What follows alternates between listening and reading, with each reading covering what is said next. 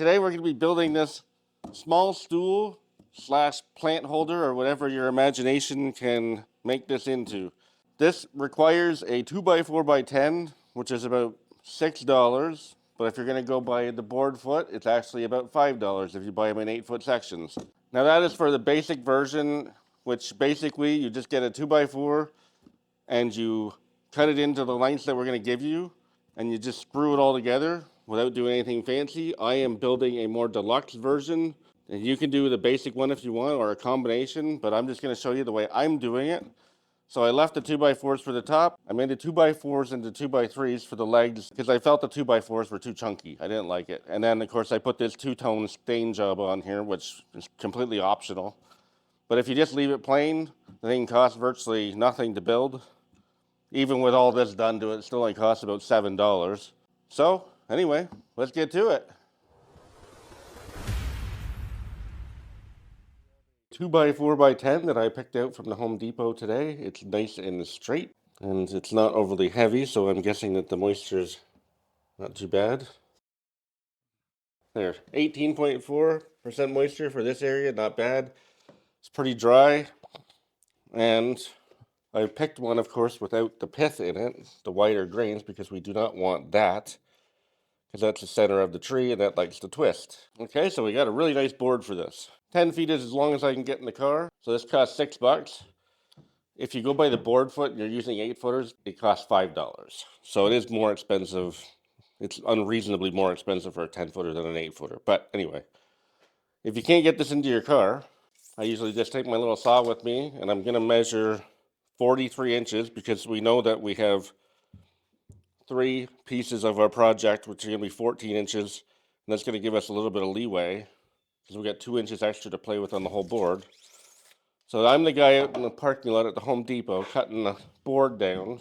You can get them to do this there as well. I just don't have the patience to wait around 15 minutes for them to cut the board. You just take your saw with you, take your measuring tape, pencil, safety glasses.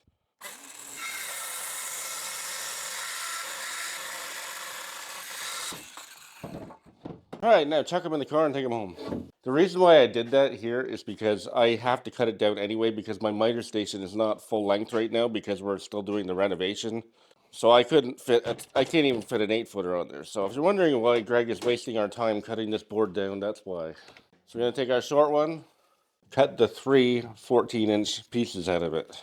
Okay, and let's see if we get enough room to get our stop block in here, which we do.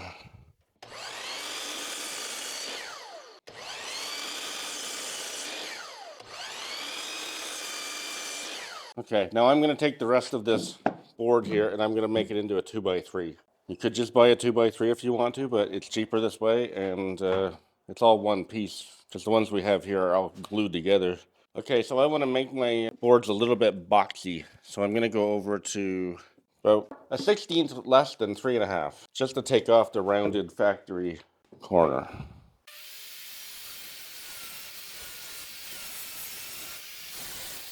Gee, Greg, where's your dust mask? I wish I knew. Okay, so take it down to 2.5, which makes a 2x3.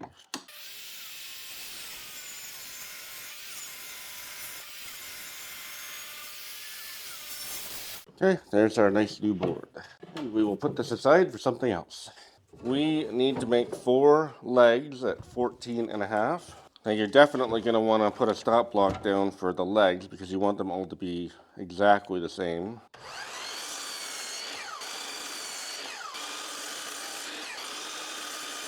We need 2 pieces at 9 inches.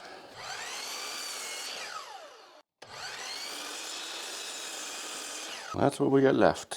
4 pieces at 14.5 inches. 3 2x4s at 14 inches. And the little guys are 9 inches. So these are 2x3s, 2x4s. You got it. Okay, so I'm going to use pocket holes to put these together. They only have to go on the short pieces, so just kind of pick the ugliest of the 2 sides, which these really don't have one. And just make sure you got your pocket hole jig set for 1.5 inches.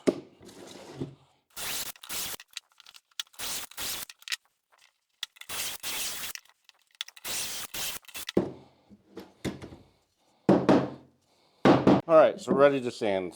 because I always sand everything before I assemble it because it's way, way easier. Okay, so I'm going to take everything down to 120 grit because I'm going to use polyurethane. So using polyurethane or polyacrylic or whatever, don't go any higher than 150 grit because you're just putting a plastic coat on top of it, so there's no point. And you're also getting to the point where you're closing up the pores and it won't absorb the stain as well. So there's absolutely no point going above 150 if you're using poly. And I'm just going to give a very minor round over. That's why I cut the round over off, is because I just want a little bit. I don't want a big fat round over like it comes with.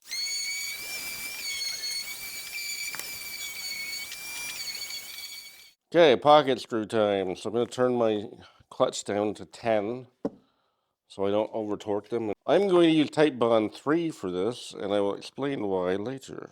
So I'm going to use a 5/8. This is a piece of a fence picket. I'm just going to use that as a spacer just to hold the board up, give it a little offset. So we're going to be doing glue and screws, so this should be plenty strong. Work it into the end grain here. Make sure not to get too much on there blobbed, because as soon as you fasten it together, you're going to have squeeze out and you're going to have to deal with that. I'm going to clamp it together while I drive in the screws. There we go.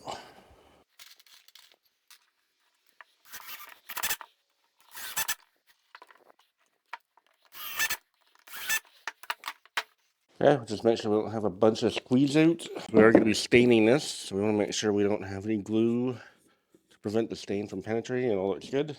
If there is, just wipe it off with a paper towel and some water. Now do it again. Okay, so we're going to prep the top 3 pieces, the bench top, or the stool top as it were. And for the look that I'm going for, I have to burn them. I'm just going to lightly do it. So I'm not going to do the bottom, because you're never going to see it.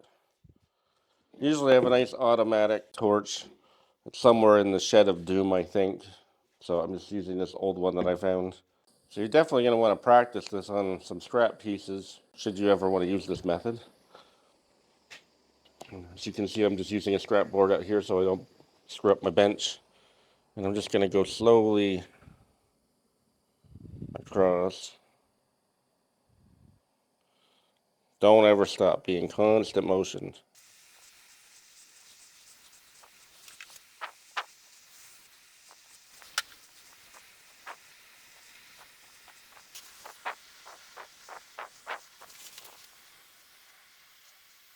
Okay, so I'm going to do that on 3 of them. Off camera, I'm going to stain the legs black and let them dry overnight. And these, I'm going to stain these. I'm going to stain the bottom with gun stock. You'll see it tomorrow when it's done, but let's say that's going to be the seat. So I'm going to do the bottom and I'm going to do the insides here just because they're going to be hard to get at. Okay, so anyway, you'll see more when we come back. All right, here we are the next day. Got these stained last night, let them dry. And I got these stained last night. So this one I did both sides because it's going to be in the middle. And that one like that. And that one like that. Okay, now we're going to fasten them in before we stain the rest of them. So for this one, I'm going to drill a 3/8 hole down a little bit, and then I'm going to put the screws in, and then I'm going to plug the holes. There are not a ton of methods to be able to do with this because you don't have much underneath to work with, but you could just screw it in from the top without worrying about plugging the holes. But this is supposed to be a premium project, so we're going to do a premium job on it. Okay, so just make sure I get this lined up here. I got my stop color on there to make sure I don't go down too deep.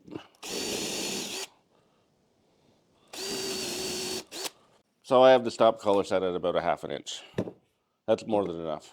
Okay, so then I'm going to grab another drill with a small pilot bit, put that in the center. I'm pre-drilling these before I put the glue on because that way the screws will line up with the holes because the glue is going to act like a lubricant.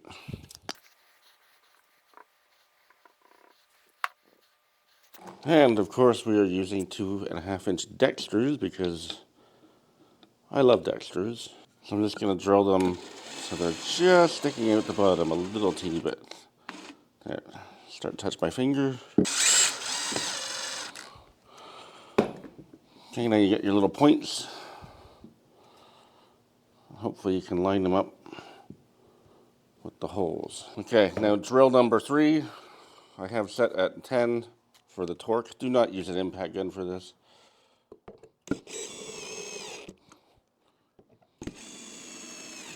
Okay, so then I'm going to do the same thing on the other side here, and then I'm going to do the middle after I make sure I got everything squared up. Okay, so I'm going to put there, and this one I'm going to put them there just to keep them the same, but you could use pocket screws if you wanted to put that one in. I just don't think it's going to look right. All right, so there we have our tops all fastened on, and so those are 3/8 holes that I put in there for the screws. So we are going to go back to our piece of wood that we set aside earlier, and we're going to cut some plugs. So we're going to use this portable drill press that Miles Craft makes. It's quite handy. And I've taken the spring out so I can get down far enough to get through this.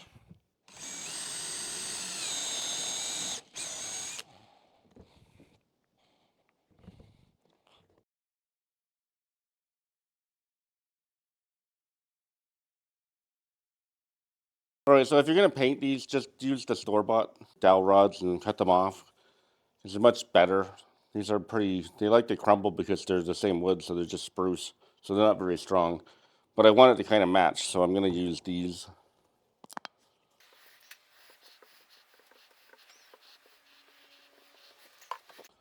Okay, so my grain is going that way, so if I look, you probably won't be able to see on camera, but I'm trying to make sure that the grain is going the same direction.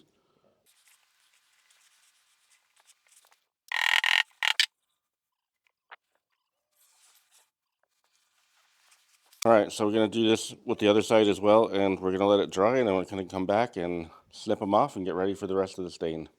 Alright, we're back. It's been a couple hours, and now I'm going to use this multi-tool to snip off the plugs that I put in.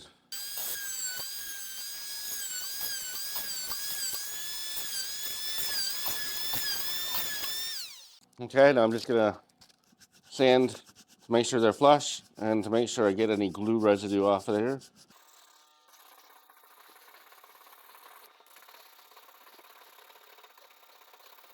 Feel free to use a palm sander for this if you have one. I'm just not using the orbital because I don't want to create any of the swirl marks. Alright, so now we'll just kind of fire up the torch and even it back out again.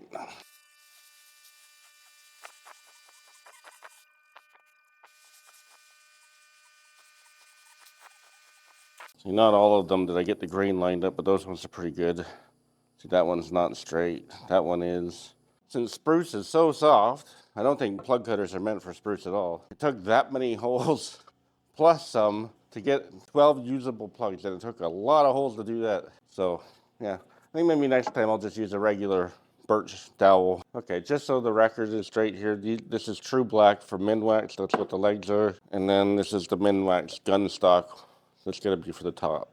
I'm gonna be using a lint-free rag. Just gonna take a little bit off here because I'm only gonna do a small section. Whenever you're trying to put two colors together and you're not trying to have them touch each other, make sure you put the heavy stuff on. That way when, the heavy stuff on higher, that way when you get down near the bottom, you don't have to worry about a big run.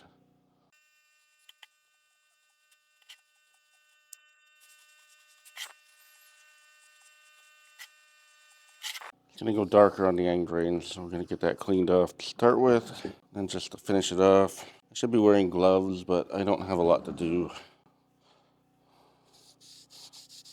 So I'm just going to try to keep my fingers out of the stain. On the sides and make sure I get all the excess off there.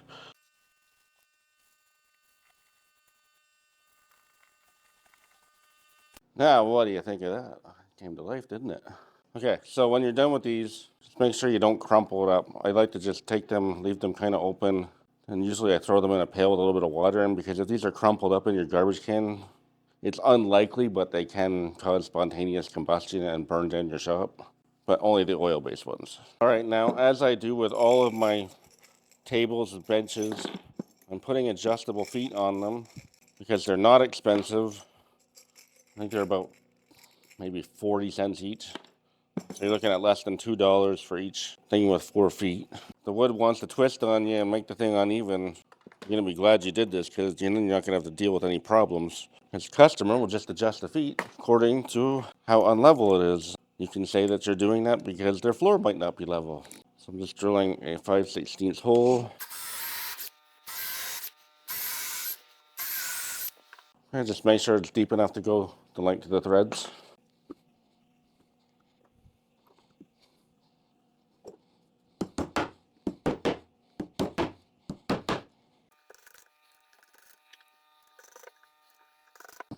Now if it's uneven, which is a little uneven, so I'm just going to back this foot off here. I'm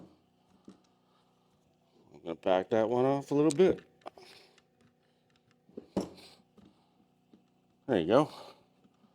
Problem solved. All right, there we go. So I did this in the style of my bench back there, just so it would match, because we're going to be doing a ton more interior stuff, including I will do a version of that bench. We're finally done with the outside stuff. Very happy about that. Now you can see the stuff that I actually can do. That's not just patio furniture and planters. Very bored of that for now. So anyway, I used Titebond 3 on this. I said I would explain why. I have this spar urethane here. I do not have any poly right now. This is UV resistant for rain, moisture, and temperature changes. Basically, it's exterior. So since I was going to put an exterior top coat on it, I figured I might as well use the Titebond 3. That way if somebody wants to leave it outside, no problem. Probably not a bad idea if you're building stuff just to use that, because you don't know what people are going to buy it for, unless it's a custom order and you know it's going to be inside. Then you can just use polyacrylic or whatever the customer wants. So if you want to see more content like this and like that, then please click the like and subscribe. Maybe share it. Leave us a comment down below. And if you want to check out another video, right over there. All right, thanks for watching.